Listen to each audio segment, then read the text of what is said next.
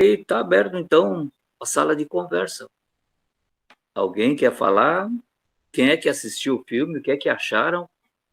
Eu tenho certeza que vocês devem ter um monte de dúvidas, como eu tenho também, e gostaria de perguntar para o Monge Geisho, mas ele quer ouvir primeiro qual é a dúvida, qual é a impressão que o pessoal teve, né?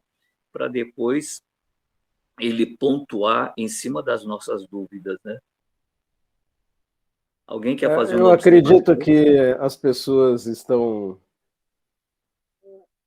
Acredito que as pessoas estão um pouco tímidas para falar, então eu vou fazer Sim, algumas observações para sim, começar, sim. né? Fiquem à E aí a vontade, gente, Monge Geisho. aí acho que todos relaxarão, né? Sim, Então, sim. esse filme é um filme do Zen coreano. O Zen coreano, eu já assisti o filme várias vezes, mas não assisti nessa última edição agora ou no último ano. Mas eu, como assisti várias vezes, eu tenho muitos aspectos na memória. E como é um filme do Zen coreano muito bem feito, ele tem uma série de alegorias que nós deveríamos prestar atenção. Uma das alegorias interessantes é o fato de a história ser recorrente, ela se repete. Ela tem um começo e depois, no fim, ela vai reiniciar de novo com uma nova criança, o que é uma alegoria sobre as nossas próprias vidas. Né?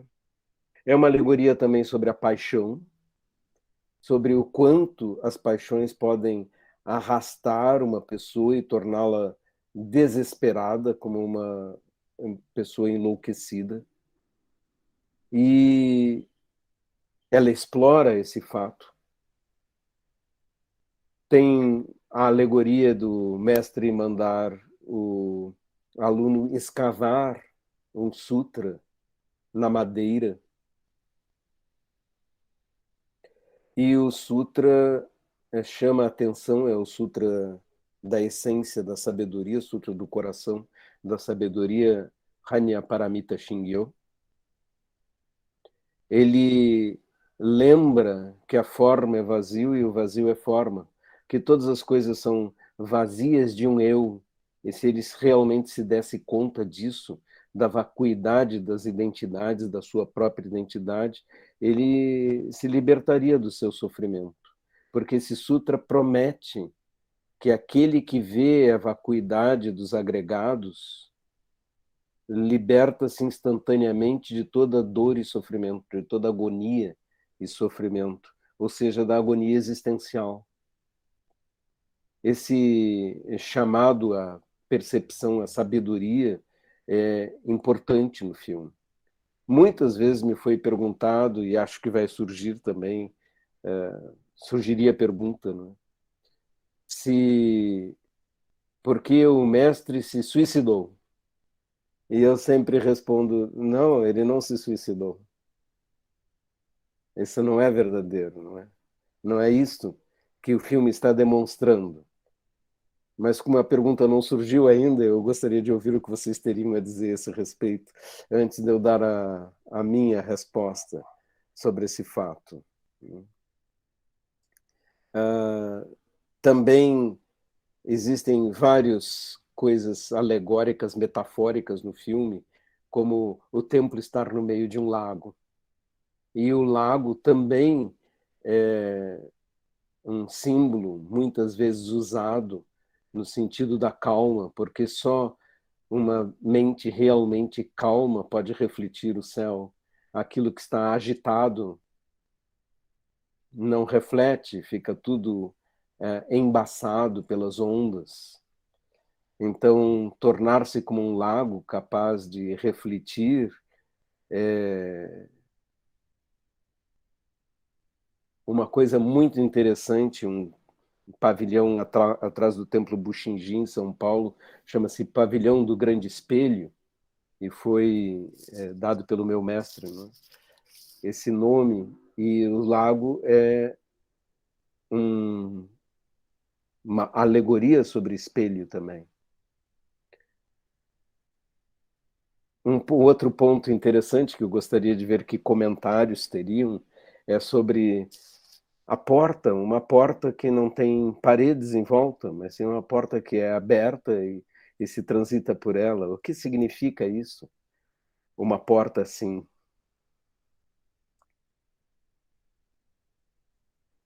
Então, são esses primeiros comentários que eu estou colocando como sementes para a nossa conversa, e vamos ver que interpretações conseguem me colocar a esse respeito.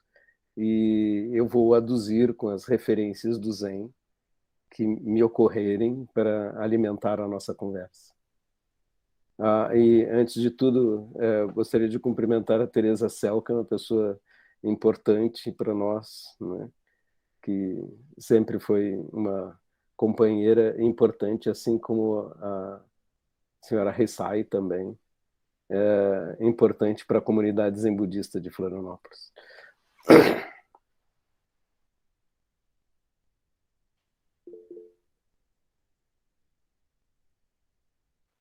Por favor, Emerson. Boa noite a todos. Eu queria fazer uma pergunta para o monge. Se no filme é possível identificar alguma diferença entre o Zen, entre a perspectiva coreana com a perspectiva japonesa. Eu não conheço o senhor, não sei se o senhor é de linha japonesa, mas se for o caso, eu queria saber se no filme dá para perceber algumas nuances que são diferentes. Na realidade, as diferenças são muito tênues, porque tanto o Zen coreano quanto o Zen japonês têm a mesma origem. Eles descendem de um grande mestre chinês, Huineng. Em geral, o Son coreano que eu conheço descende de um dos discípulos de Huineng, o grande mestre Rinzai. E a escola japonesa que eu sigo descende de Kaodong, um outro discípulo de Huineng. Então, eram, na prática, irmãos do Dharma. E tanto o Sutra quanto os ensinamentos são tão semelhantes que são indistinguíveis entre si. Não há nada que nós possamos dizer, isso é diferente.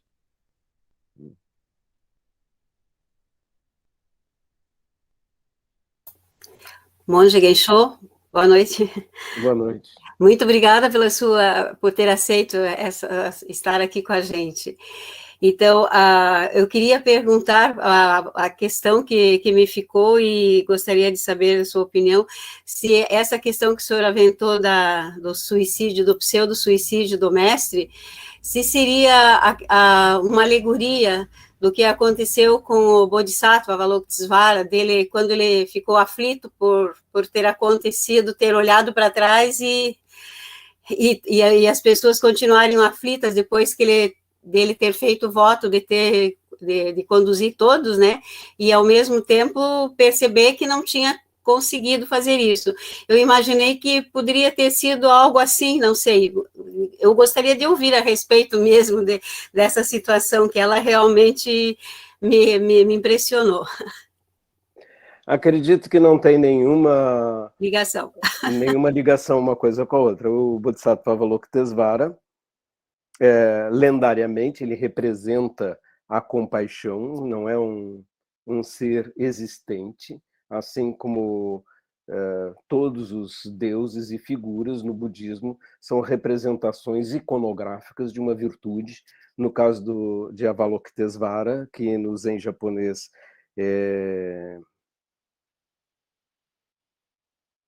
chamado Avalokita, não é? E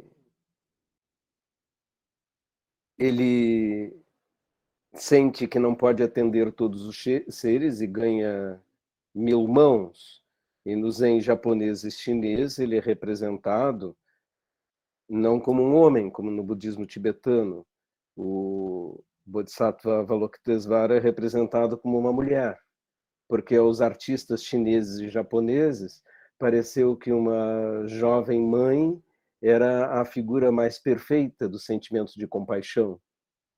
Então, chama-se Kuan-Yin em chinês e Kanon em japonês, né? Mas o que acontece naquela cena é simplesmente o mestre, ele olha para cima, ele está no templo, olha para cima, e ele está sozinho e ele percebe, eu vou morrer. Ele tem consciência de sua morte, que é uma das coisas importantes numa realização espiritual profunda, é saber que vai morrer. Temos muitas histórias assim. O grande mestre Keizan, no templo que eu estive no Japão, Sojiji Soin, e limpei a casa onde ele morou 700 anos atrás. Ele mandou chamar seus discípulos, estava doente, mandou chamar seus discípulos, sentou-se em zazen com eles e morreu à frente deles. E histórias semelhantes são muito, muito frequentes dos mestres anunciarem, vou morrer dentro de uma semana, vou morrer dentro de um mês. Aquele que eu citei há pouco, Huineng, declarou isso, eu vou morrer dentro de um mês, me enterrem neste local aqui. Me coloquem neste local. E o mestre, voltando nesse contexto histórico, voltando ao mestre no filme, ele vê, eu vou morrer, então ele providencia sua pira funerária. Assim ele não dá trabalho para ninguém. E ao sentar-se e morrer com a mente que ele escolhe naquele momento, em meditação, em meio ao fogo, tornando-se um com o fogo, ele faz um ato de não perturbar a ninguém com a sua morte e providenciar seu próprio funeral, já que ele estava sozinho. E isso é a beleza da história ali. Né? Ela não tem nada a ver com um suicídio, mas sim com a verificação. Eu vou morrer. Então vou morrer assim. E essa escolha perfeita e tranquila, sem nenhuma angústia, nem desespero, nem nada, é uma demonstração de realização espiritual de alto nível.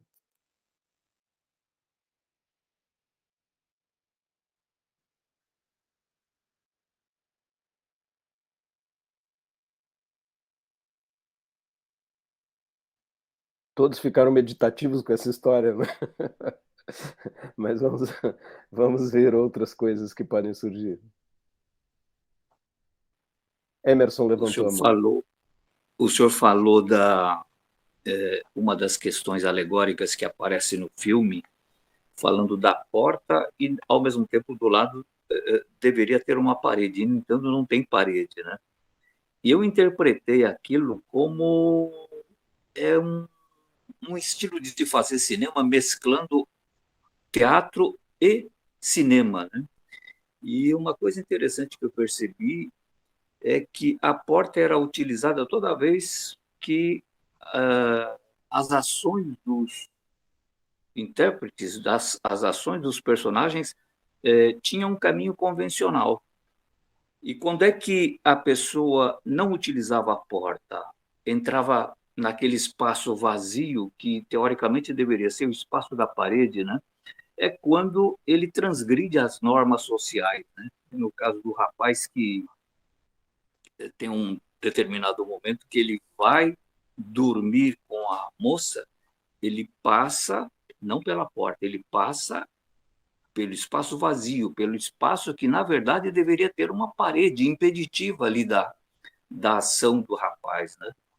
E há um momento que a moça também, quando ela sai, hipoteticamente ou socialmente transgredindo normas sociais, ela também sai por esse intervalo e não pela porta, né? Foi como eu entendi, eu não sei se está certo, Boni. Me parece uma interpretação muito adequada e bonita também, não é? Não foi ela que me ocorreu, na realidade o senhor me mostrou um aspecto a mais, lhe agradeço bastante, mas as portas também são, no budismo, significados de portais da sabedoria, não é? Nós, no voto de Bodhisattvas, dizemos: os portais do Dharma são incontáveis, e eu faço o voto de atravessá-los todos. Atravessar o portal é acessar um outro estágio de sabedoria. E existem muitas alegorias a esse respeito, dos portais, não só no Zen ou na mitologia oriental, mas também na mitologia ocidental. As instituições ocultistas de sabedoria no Ocidente também têm a mitologia do portal e dos guardiões do portal. Os guardiões do portal causam medo àquele que vai atravessar o portal, e às vezes ele tem medo de acessar um outro estágio da sabedoria porque ele lhe dá medo. E é preciso uma certa coragem para atravessar o portal da sabedoria. Na sua interpretação, que enriquece o que nós estamos falando, passar para o outro lado sem atravessar o portal é passar sem sabedoria, não é? É transgredir, e transgredir leva a sofrimento. E isso tudo é muito interessante, que está cheio nas catedrais. Nós temos gárgulas, nas catedrais católicas nós temos gárgulas e monstros do lado de fora. E nos templos budistas, tradicionalmente, existem guardiões com aspecto terrível do lado do portal também. Do lado do portal de entrada. Nós devemos prestar atenção nesses aspectos simbólicos do qual estamos cheios em todas as tradições. Então, atravessar o portal é atravessar para um outro estágio de conhecimento qualquer, não é? E se eu não me engano, há uma porta também à beira do lago, não há? Então, quando se entra para o ambiente do lago, vai se tornar um barco, também tem que se atravessar um portal. E isso também é simbólico. E o barco também é altamente simbólico, porque o barco e o barqueiro são símbolos do Bodhisattva. Na capa do meu livro O Caminho Zen, foi colocado um barco e um barqueiro, remando da direita para a esquerda, porque o Bodhisattva está dentro do barco e atravessa o rio da ignorância de volta da margem da sabedoria para a margem da ignorância, para conduzir as pessoas que desejam escapar dos seus sofrimentos, desejam se libertar. E essa é a tarefa do Bodhisattva, remar o barco. Porque ele opta por não ficar na margem da sabedoria, não se tornar um Buda, para voltar e continuar ajudando os seres que sofrem.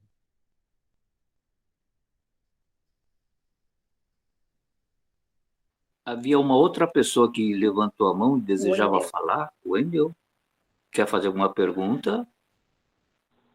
Oi, boa noite.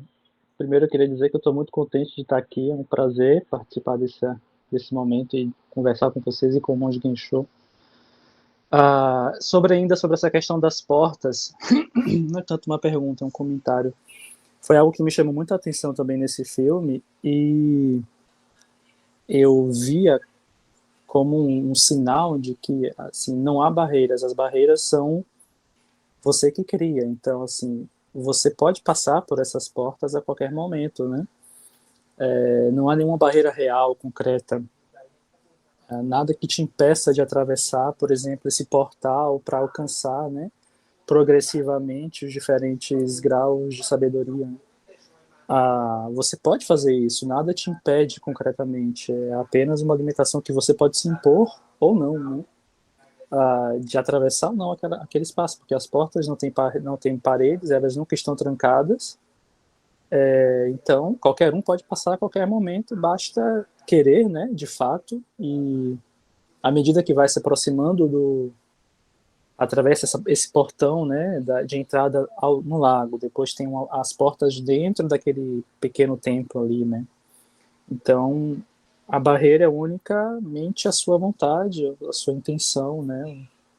Eu vejo dessa forma.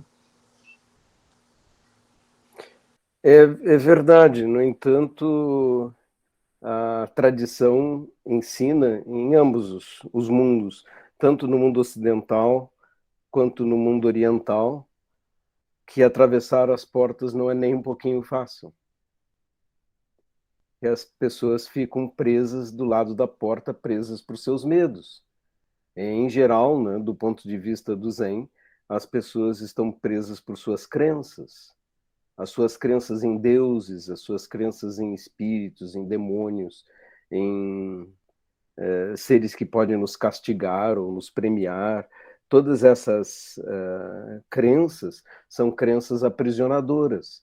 Por isso, uma história marcante no Zen é do discípulo que chega para o mestre e pergunta: mestre, como eu faço para me libertar? E o mestre responde: quem te prendeu?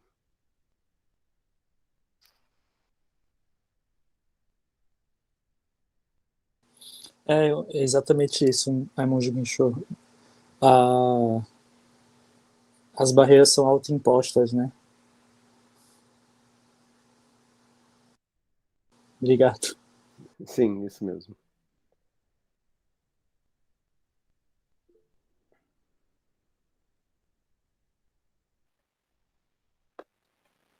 Oi. Ai, fala. Lígia, pode falar. Lígia Becker. Oi, boa noite a todos. Boa noite, monge. Eu gostaria de saber se tem alguma simbologia própria com os animais, a serpente, o sapo e o peixinho. Qual analogia que a gente poderia fazer? Seriam estágios, uma serpente que se arrasta, o peixe na água, o sapo transitando pelos dois mundos. E também eu achei interessante que a primeira vez ele amarrou, e quando a história se repetiu, ele colocou a pedra. Mas talvez não seja tão importante, mas eu queria saber se tem algum simbolismo com os animais. Eu vou falar um pouquinho sobre as histórias sobre os animais, né? Acho que me parece no filme, pelo que eu me lembro, que o fato dele amarrar e colocar uma pedra num animal é um pretexto para que o mestre ensine a ele sobre compaixão e faça a ele sentir os efeitos dos seus atos sobre os outros seres, porque os seres animais também são seres que sofrem e os homens não têm o direito de maltratá-los, né? O que é bastante presente no budismo desde o seu início, né?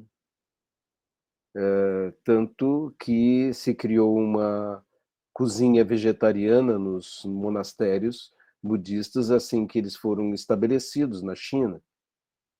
No sul da Ásia, os monges eram mendicantes, aceitavam o que lhes fosse oferecido, mas deviam recusar que qualquer pessoa matasse um animal para fazer comida para monges. Mas a serpente, indo para a simbologia, né? O sapo aparece em muitas histórias, como a serpente, o sapo no fundo do poço, que só vê o céu e pensa que o seu mundo é estreito, e ele só vê aquilo e pensa que esse é o mundo inteiro, até que um pássaro o leva e para ele conhecer o mundo lá fora, que ele não acredita que exista, porque para ele o único mundo que existe é aquele, o do poço. E essa é uma alegoria parecida com a alegoria da caverna de Platão, em que os seres estão vendo um mundo limitado e creem que o mundo é aquilo, aquelas sombras que vêm na parede da caverna. A serpente é muitas vezes utilizada como um símbolo de sabedoria. E os próprios discípulos de Buda, em sânscrito, são chamados de nagas. Naga quer dizer serpente. E Nagarjuna, o segundo Buda, um grande místico do século I, II depois de Cristo, ele é representado muitas vezes rodeado por serpentes. E também a serpente aparece em muitas alegorias sobre a iluminação de Buda, protegendo o próprio Buda. Então a serpente tem essa simbologia de ser portadora de saber. Né? Isso também não está ausente na mitologia judaico-cristã, pois a serpente é que diz para Adão e Eva para tomarem do fruto da árvore do conhecimento, a árvore da ciência do bem e do mal. E ao acessar o seu conhecimento da dualidade, do bem e do mal, Adão e Eva são expulsos do paraíso. Porque é ao tomar conhecimento da dualidade das coisas, do certo e errado, do bem e do mal, da linguagem, que o homem perde o paraíso, mas isso é o acesso ao conhecimento. E quem dá o acesso ao conhecimento para Adão e Eva é a serpente. E assim, na realidade, eles se libertam da prisão da inocência em que estavam. E isso tem a implicação de perder o paraíso. Se você ler com atenção em Gênesis, está escrito: não podemos deixar que o homem coma do fruto da árvore da ciência do bem e do mal, porque se ele assim o fizer, se tornará como nós. Nós, no texto em hebraico está escrito Elohim, nós, os deuses. Então, a serpente tem toda uma mitologia em volta dela. E o outro animal que você citou... tem que abrir o microfone. O sapo é o sapo e o peixinho, né? E o peixe. Bem, o peixe, ele é usado por alguém que está... O peixe está à beira de acordar. À beira de acordar. Nos templos zen, na sala de meditação, há um instrumento de madeira que se bate em determinadas circunstâncias, né? Não vou explicar os rituais, mas ele está lá. E por que está um peixe? E a explicação é que o peixe nunca fecha os olhos. Ele está com os olhos abertos. Então ele está acordado. E o mukugyo também, um instrumento no qual se bate para marcar o ritmo de certas recitações, também tem essa figura, né, de um peixe. E além disso, não é? o peixe é personagem de várias histórias, em que o peixe, por exemplo, pergunta onde está esse oceano de que falam tanto? Que é a mesma coisa que acontece conosco, seres humanos, né? Onde está esta iluminação que está aqui, à sua disposição a todo momento? Você só precisaria acordar. Você não vê porque está mergulhado em sonhos de ilusões.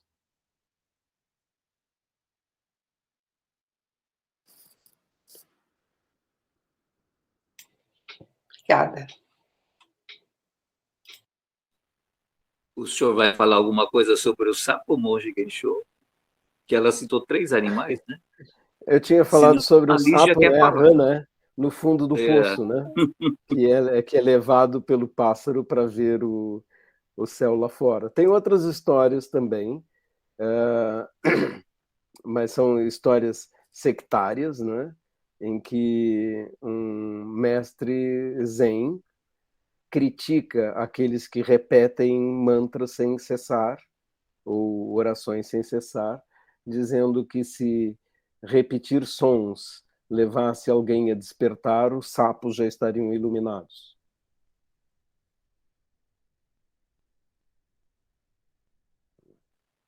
a Lígia levantou a mão, queria falar. Uhum. Deve ser a Lígia de Londrina ou foi a outra? Lígia Couso.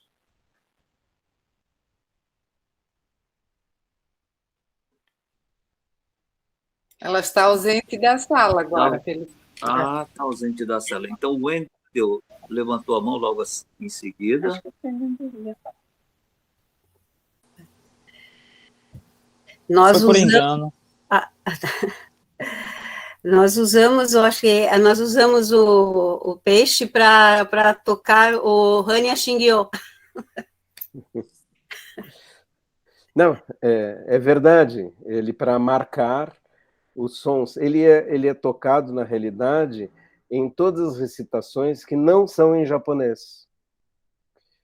Porque você recita o Hanya Shingyo, Kanji Zaibo Satsugyo, né? Hanya Arami. Na realidade, você recita em um chinês arcaico, com uma fonética japonesa, não é japonês. Não é? Nenhum japonês entende. É? Não. Não sabia. Não sabia. Ninguém entende. Na realidade, ninguém mais entende os sons, né? Gente. Porque Mas eles repetem, né? Eles repetem. Sim, todo mundo repete de cor, eu sei de cor, né? Eu também sei de cor. Mas, na realidade, ninguém sabe. Ninguém identifica os sons com palavras, porque já... Alguém fala japonês aqui? O Yoshihiko. Sim, pois não. Pois é, não é? Então, quando você ouve o Hanya Shingyo recitado, é inteligível na língua japonesa? Nada. Sério? Eu peguei uma explicação de uma senhora sobre o significado daquilo, mas não forma nenhuma palavra em japonês. Não sabia, isso para mim é surpresa. Isso tem a ver com eles a própria pegaram a história recitação do Japão, antiga, a recitação antiga em ideogramas chineses, sim, que se recitava 1500 anos atrás, não é? E esta recitação foi transcrita foneticamente para o japonês, e aí é repetida assim há 1500 anos. Ninguém sabe o que significa, embora pelos sons, mas quando você lê os ideogramas, você sabe o significado. Uhum. Porque os ideogramas não mudaram tanto de significado assim. Embora seja arcaico e hajam diferenças, você ainda pode lê-los. A mesma coisa acontece com o Daishin Darani. Namu Karatan no Torayaya Namu Oriya Boryokishi Shifuraya. É a mesma coisa. Só tem valor fonético. Você declama sons que ninguém mais entende. E tem os hiraganás do lado que a gente pode acompanhar, né, foneticamente. Pode acompanhar foneticamente, ou em romanji para acompanhar foneticamente, né? Que é a fonética ocidental. Mas é isso, né? Mas o significado em português é: o Bodhisattva Avalokitesvara, quando meditava profundamente, viu claramente o vazio dos 5 agregados. Ó, Shariputra, forma é vazio, vazio é forma. Forma nada mais do que vazio, vazio nada mais do que forma, e assim continua.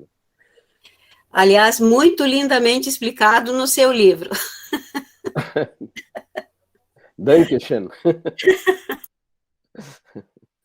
O Emerson quer falar? Levantou a mão.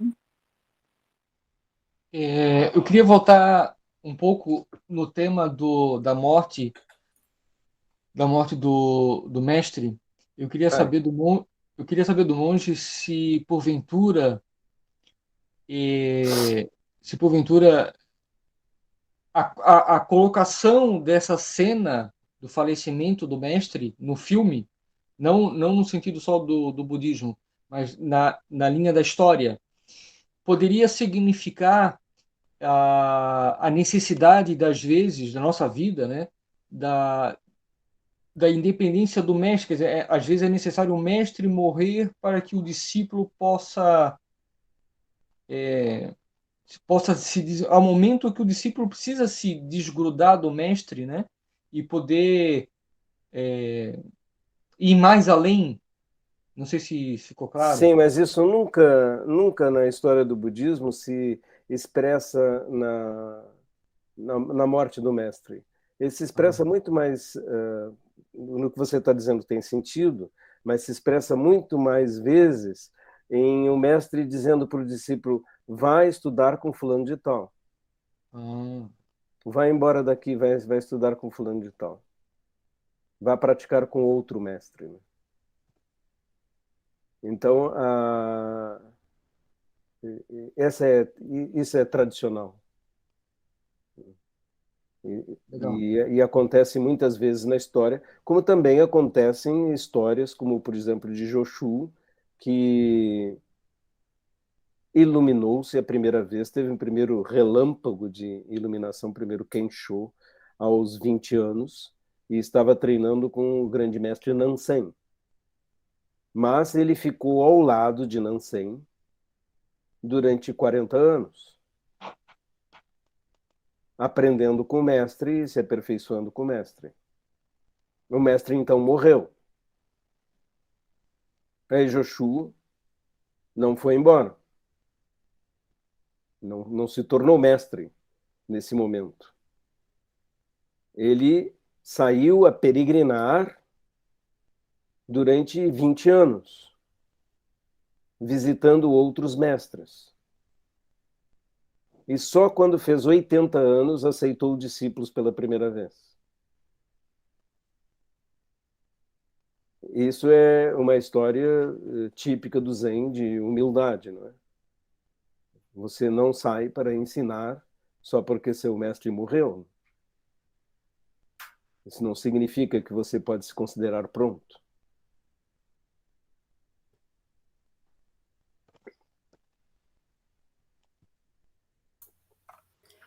Monge, Mais alguém, pessoal? Tereza. aquela cena em que o rapaz encontra a figura no lago congelado, que está envolta. O que significa aquilo? Que era uma mulher, mas na verdade não era. Como interpretar aquela cena? Ela está envolta no rosto. Vocês lembram disso? Eu não lembro desse episódio. Ela parecia uma estátua, na verdade. Uhum. Ela trouxe a criança e ela sai no lago congelado, ela cai no lago e afunda, e quando ele vai retirá-la, ela não é uma mulher, ela é uma estátua. Eu não compreendi aquela cena. Não sei. Eu não lembro a cena, né? Mas o filme está eivado, né, de alegorias, né? É de alegoria. E essas alegorias a respeito de você, não é? Não ser o que você pensa que você são constantes no Zen, porque a afirmação budista é que a identidade pessoal é uma construção. E, na realidade, entre você e aquilo que você pensa que você como corpo, coisa assim, não existe uma identidade real em relação a uma coisa ou outra. Tudo que você pensa eu sou não passa de uma construção mental. E faz parte das ilusões acreditar em si mesmo, né?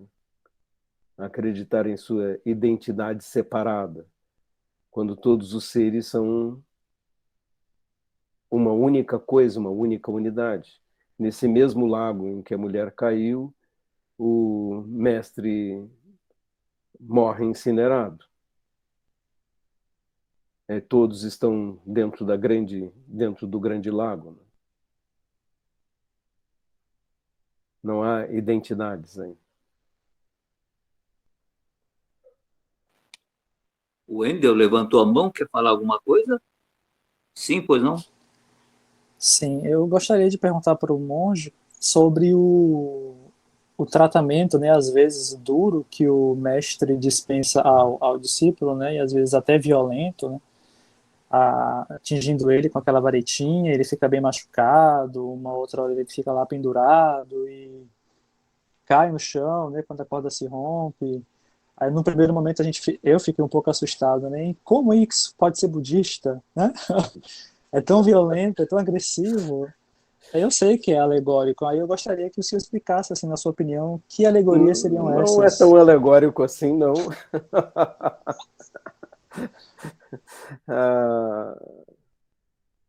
Todo o tempo em que eu estive em monastério, sempre que estava fazendo zazen, havia um monge passando atrás com um bastão para bater nos que, por acaso, começam a sonhar ou dormir ou qualquer coisa assim.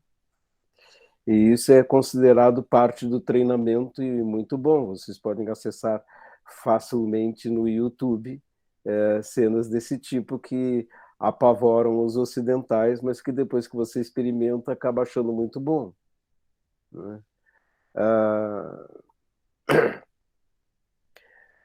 Existe um conceito no budismo chamado de upaya, né? Upaya quer dizer meios hábeis.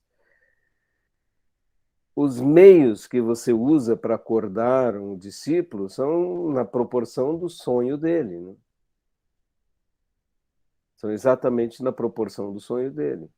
Na biografia de Musashi, né, o samurai, Takuan o encontra e ele é um enlouquecido, um espadachim enlouquecido. E Takuan o amarra numa árvore. O mestre o amarra numa árvore.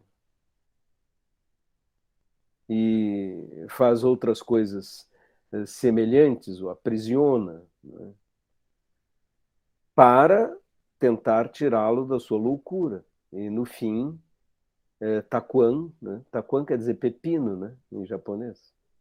Takuan, mestre Pepino, salva Musashi do seu destino de assassino e no fim da vida ele se transforma em um monge, na prática um eremita, né, que procura despertar e que abandona a espada. A pergunta é, com meios suaves, Takuan teria conseguido algo com Musashi? Essa é a questão, não é? É claro que estamos indo em direção a uma sociedade mais suave nos tempos de hoje. E na organização que eu fundei mesmo, da ICEM, que tem 30 centros no Brasil,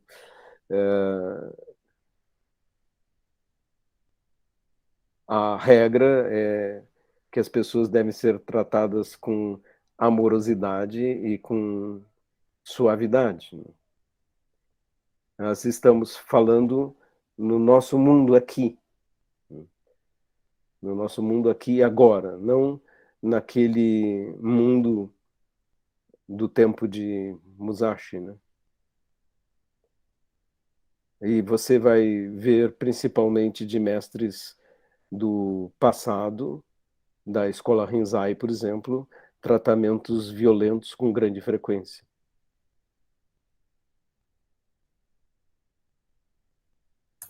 Mas existe compaixão irada, né, monge? Sim, na realidade está tentando ajudar, não é? Está tentando ajudar com os meios que estão disponíveis. Era Uma para vez um discípulo é enviado a Matsu, e Matsu lhe dá 30 socos e o joga de uma varanda. E ele volta para o mestre e diz assim: eu fui visitar o grande mestre Matsu conforme o senhor me mandou, e ele me deu uma surra, me deu 30 socos. E o mestre diz assim: oh, que maravilha, como ele gostou de você, como lhe deu atenção, incrível isso. Volte lá. João Antônio levantou a mão, quer falar? Fique à vontade. Olá, boa noite a todas e todos. É um prazer estar aqui novamente com vocês. E eu tenho algumas perguntas sobre alguns temas que não foram destacados ainda do filme. Tem um momento onde tanto o discípulo como o mestre, eles escrevem um kanji em folha de papel e eles colocam essas folhas na boca, nos olhos e nos ouvidos. E eu gostaria de perguntar que kanji é aquele, formado por Mon e também por um outro kanji que se assemelha muito a O no alfabeto katakana. E fora isso, eu gostaria de saber se há uma explicação pelo fato da mulher abandona não, que deixa o bebê no templo, ela estar o tempo todo com o rosto coberto. Obrigado. O rosto coberto tem muito a ver com identidade, né? Com não ter sua identidade. Quando alguém não tem identidade, ela está representando todas as mulheres do mundo, todas as que abandonam, né? Todas que são obrigadas a abandonar. Né? Então, não estamos falando de uma pessoa em particular. Quanto ao ideograma em si, talvez Kanewaya-san possa nos ajudar mais. É o kanji fechar, encerrar, né? É exatamente isso que fazem os personagens, né? O monge mais novo tenta se suicidar, fechando a visão e a boca, né? A respiração. E no final, o monge mais idoso, ele fecha tanto os olhos como os ouvidos, como a boca também, o nariz, né? Aquele é o kanji do verbo tojiru, shimeru, fechar, né? Encerrar. Uma outra coisa que me chamou a atenção, monge, o senhor estava falando na linguagem metafórica, alegórica do filme. No começo eu falei que eu vi aquilo como uma espécie de teatro, né? Porque os recursos teatrais ali são bastante ricos ali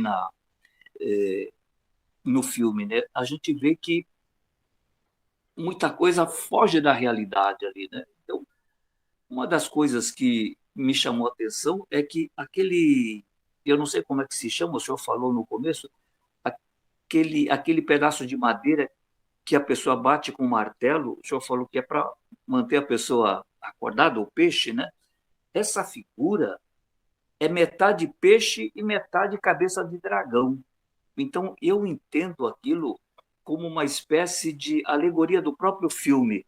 O centro do filme, o lago, tem um templo ali que digamos assim, imaginário, não é? Dá a impressão que aquele templo, as pessoas que são conduzidas para lá, é como se fossem conduzidas para o seu interior, para a sua psique. São as pessoas que precisam de algum tratamento, de alguma atenção, de alguma terapia que vão para lá. E esse peixe me dá a impressão que é exatamente a mescla do mundo real com o mundo imaginário. É o peixe e o dragão. E eu não sei se vocês repararam, quando o monge mais novo é surrado, o monge pendura ele ali, amarrado nessa fantasia. E aí tem uma vela acesa embaixo que vai queimando, queimando, queimando, e quando a corda se rompe, eu interpretei dessa forma, quando ele está, enquanto ele está ligado à fantasia, ele está sofrendo. E quando a corda se rompe com a vela, com a luz da vela, com o fogo, aí ele cai. Ele cai no chão e aí tem início o despertar dele, digamos assim, uma nova vida, né? Eu achei como figura alegórica bastante interessante isso daí.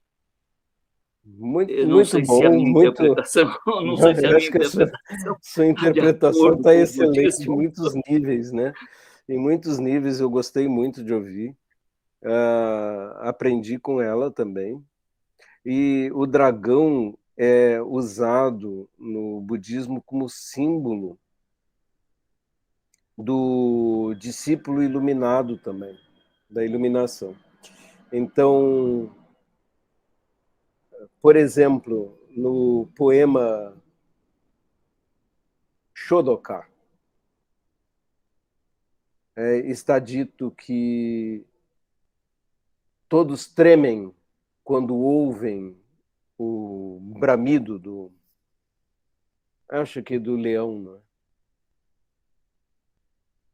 Mas só o dragão dos céus ouve sua voz com contentamento. E quando você diz que encontrou um dragão, é porque encontrou um grande discípulo de Buda. Então ele é um símbolo também.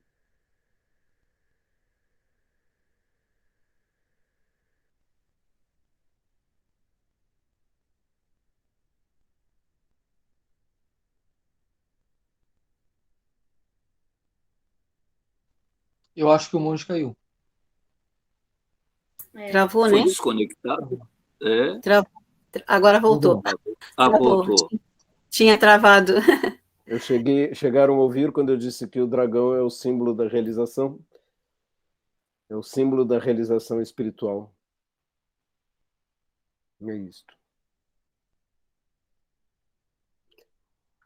Estamos chegando ao fim do nosso tempo, mas ainda tem uma pergunta, não é?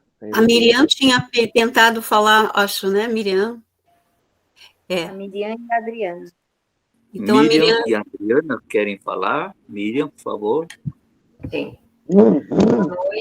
Boa noite, monge. Prazer tê-lo conosco. Eu gostaria de saber...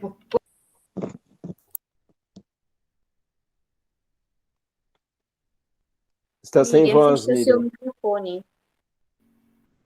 Então, boa noite a todos, boa noite, monge. Prazer tê-lo conosco.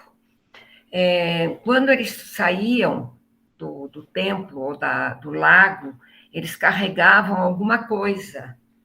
O gato, o monge mais moço levou a estátua, né? E depois trouxe de volta. Então, isso aí também eu gostaria, porque eles levavam junto. Fica a minha questão, qual o Ao que eu me simbolismo? lembre, ele carrega a estátua de Kanon, não é? Do Bodhisattva da Compaixão.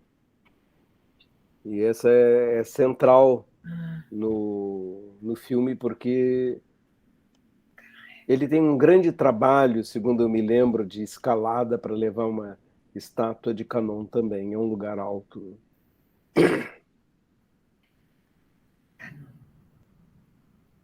E a Adriana tinha uma pergunta também? Sim, boa noite a todos, boa noite, monge. Obrigada pela oportunidade. A minha questão é a seguinte: o mestre viu o menino amarrando peixe, amarrando sapo, amarrando a serpente, mas ele em nenhum momento interviu para que isso não acontecesse. Eu me perguntei por quê. Porque certamente ele quer dar um ensinamento completo, né? Sim, senão interrompe. Quando você interrompe os acontecimentos, você não permite que o ensinamento seja completado, né? Então, essa é uma escolha dele. Mas você não pode dizer qual é a escolha certa ou errada em uma determinada circunstância. Eu me lembro de uma história de um mestre coreano que estava nos Estados Unidos e saiu com outro a caminhar, com um monge a caminhar. E um mendigo os abordou e pediu dinheiro, e o mestre se virou para o aluno e disse: dê um dinheiro para ele. E o discípulo obedientemente deu um dinheiro para o mendigo e foram embora. No dia seguinte, eles saíram de novo para caminhar e o mendigo os abordou.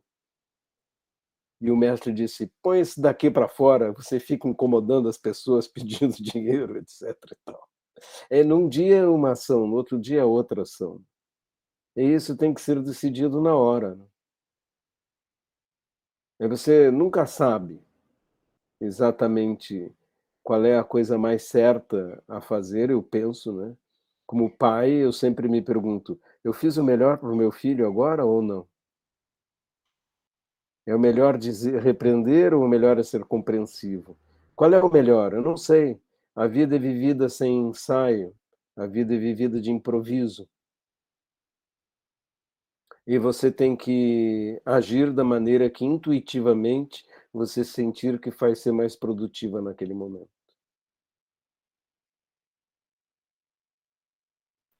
Talvez isso tenha a ver, eu não sei se cabe nas suas palavras, Monge Guinchô. Eu notei que quando, na primeira primavera, quando o menino começa a transgredir amarrando os animais, o monge mestre observa tudo e está bem visível. O menino pode realmente ver o monge, porque ele aparece de forma ostensiva. E na última primavera, quando o menino começa novamente a transgredir, ele transgride sozinho. O monge está ausente. Então, me deu a impressão assim, mais ou menos com as suas palavras, né? Cada momento é um momento, são diferentes, né? Mas, ao mesmo tempo, eu fiquei me perguntando se não seria, talvez, uma pequena crítica ao método educacional, talvez, mais moderno, no sentido de que as pessoas ou as crianças estão mais livres ou para transgredir, ou para errar, ou sem a assistência de alguém mais experiente, né? Me deu essa impressão.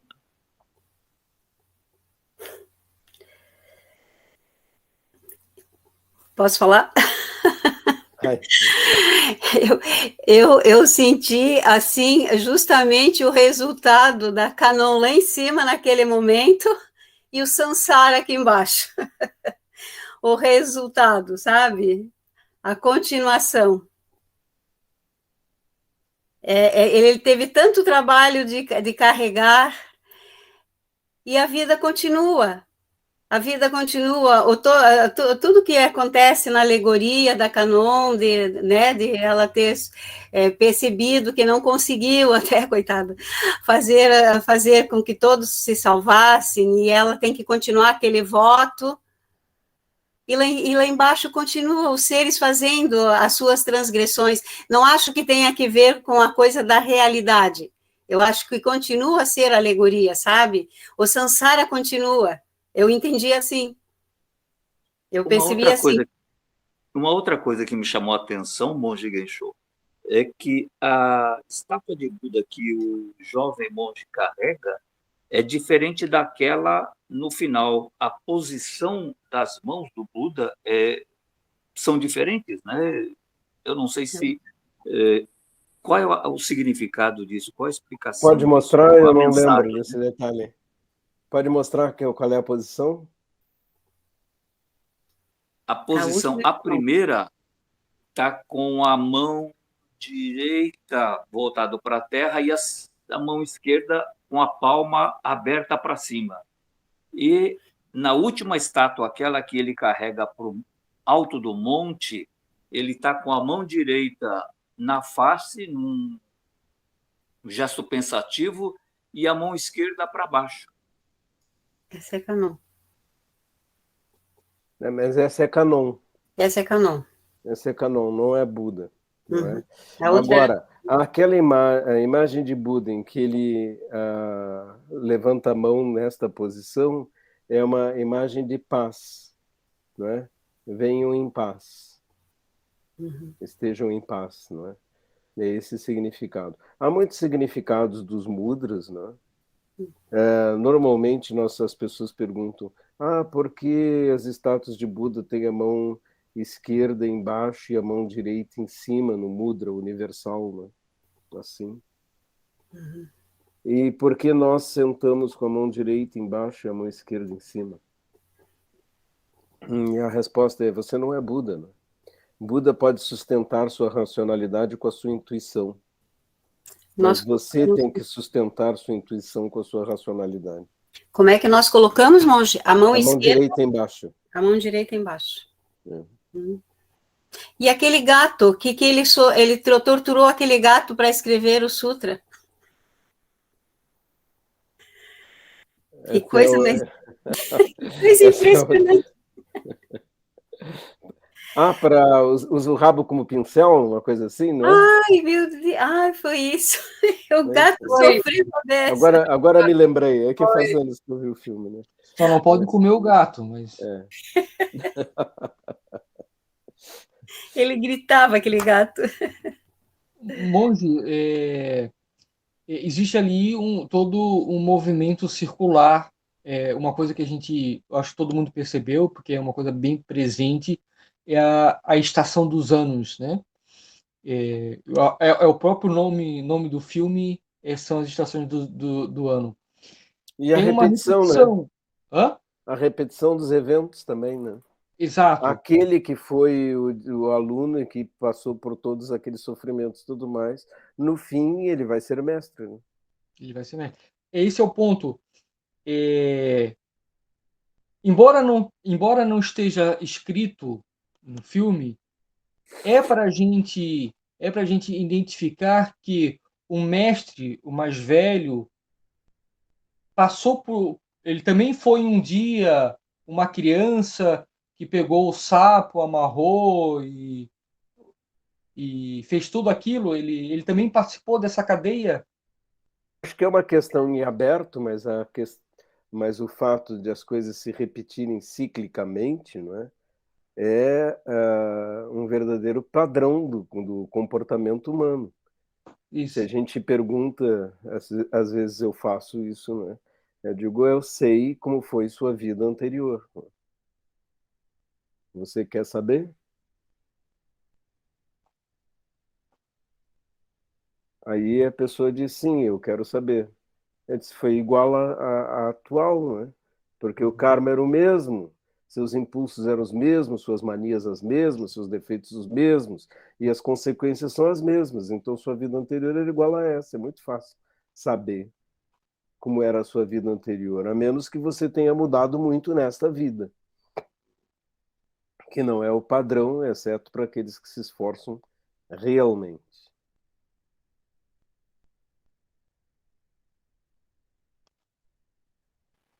É o ciclo que se fecha, né? Começa primavera, verão, outono, inverno, depois primavera. Ou seja, é o nascer, chega na juventude, conhece a paixão, sofre, conhece o sexo, vai sofrer muito, né, com a paixão, como fala o monge, né? Duas falas que me chamaram a atenção. Ele diz que a luxúria causa o desejo de posse, e a posse desperta a vontade de matar, que é o que realmente aconteceu, né? Então parece ser assim um lugar comum das paixões humanas, né? Um outro detalhe que me chamou a atenção é quando o monge mais novo volta perturbado, o monge mais velho fala alguma coisa assim: matar é muito fácil, mas morrer não é tão fácil assim. E quando a gente lê alguma coisa sobre filosofia, a filosofia diz exatamente isso. O que é que ensina a filosofia? É saber morrer. Aliás, é o que o Bushido também fala, né? O que é o Bushido? O Bushido não é nada, é só você saber morrer.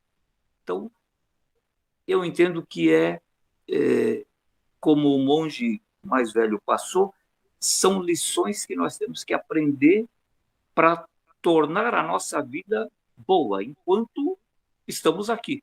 Porque o morrer é que é difícil. É como fala o monge, logo no começo, nas transgressões do menino, fala, se eu encontrar algum animal morto, você vai carregar essa pedra no seu coração por resto da vida. Não é? Ou seja, é uma disciplina nesta vida. A pessoa tem que aprender a viver nesta vida. Se transgrediu, vai ter as suas consequências, vai ter a sua reparação. Então, na verdade, é um grande aprendizado, né? É o que eu imagino que seja assim a história do filme, né? Deixa eu ver ainda o que é mais. O Wendel quer falar aí Era depois, ainda João Antônio? sobre o filme inteiro, né? Eu vejo como uma representação de um ciclo, né?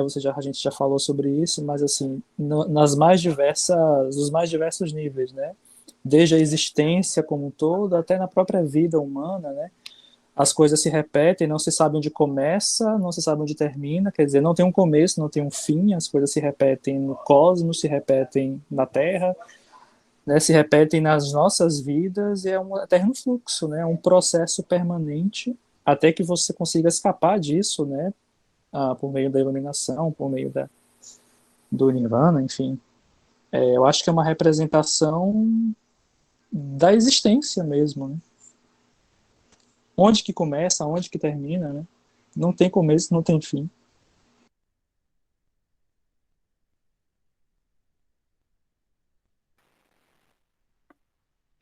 João Antônio, só lembrando a vocês, pessoal, que nós já passamos 10 minutos da hora e eu não quero prender mais o monge nesse compromisso conosco. Então, vamos falar rapidinho. E se o monge quiser continuar conversando com a gente, claro, vai ser um prazer enorme, mas eu quero deixar o senhor absolutamente livre, monge. Se o senhor tiver alguma coisa para fazer, algum outro compromisso, sinta-se livre. João Antônio, rapidinho, por favor. Certo. Com relação à cobra, na cultura japonesa, ela é vista como um animal asqueroso como no Ocidente, ou ela tem um outro significado? E o seu Yoshihiko comentou sobre o Bushido. Quando ele comentou, eu lembrei de uma ideia que me veio e eu esqueci de perguntar. A morte do monge teria alguma correlação com o seppuku dos samurais?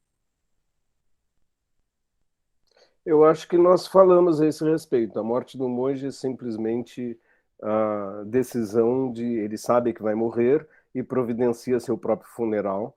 Não se trata de um seppuku, né, em absoluto. E ele providencia seu funeral e a sua incineração para não dar trabalho aos outros. É isto, ele sabe que vai morrer. E eu dei vários exemplos antes, acho que não estava presente ainda. E a outra pergunta era sobre a serpente na cultura japonesa. Eu respondi sobre a tradição indiana e acredito que na cultura japonesa também tem esse significado, pelo menos no meio budista. Kaneoya-san, tem alguma coisa a aduzir? Não conheço detalhes sobre o significado da serpente. Apenas essa que o senhor apresentou, que é uma grande informação para nós, até enriquecendo a nossa visão. Mais alguma coisa, nagas, pessoal? né? Uhum. Bom, eu queria agradecer a todos a consideração e a honra de me convidarem para comentar com vocês. Lamento que eu vi o filme alguns anos atrás, várias vezes, mas não vi, acho que os 2 últimos anos eu não o vi, né? Então alguns detalhes já estão se apagando da minha memória, mas eu aprendi aqui com vocês, com comentários muito interessantes, muito brilhantes, e muito obrigado por me darem essa oportunidade de aprendizado. E de rever amigos que a gente tem ficado afastados de quem ficamos afastados durante essa pandemia. Não é? Eu vou pedir para todos abrirem a câmera, pessoal, para a gente tirar uma foto de guardar de lembrança. Pode ser? Pode. Vamos abrir as câmeras aí, abrir aquele sorriso. Não esqueceram do perfume nem do desodorante, não, né? Nem do batom. O batom é importante, Tereza. Vamos lá, todos abertos aí, ok? Certo. A Rissai vai tirar a foto aqui.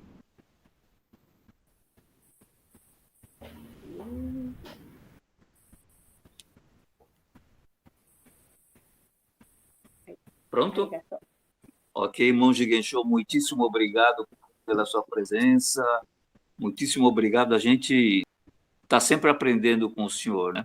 Já tive a oportunidade de ouvir a sua palestra em outras vezes e é sempre uma satisfação, uma renovação dos nossos conhecimentos conversar com o senhor.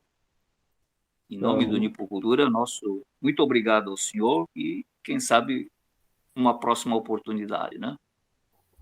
Domo arigatou gozaimasu. Domo arigatou gozaimasu.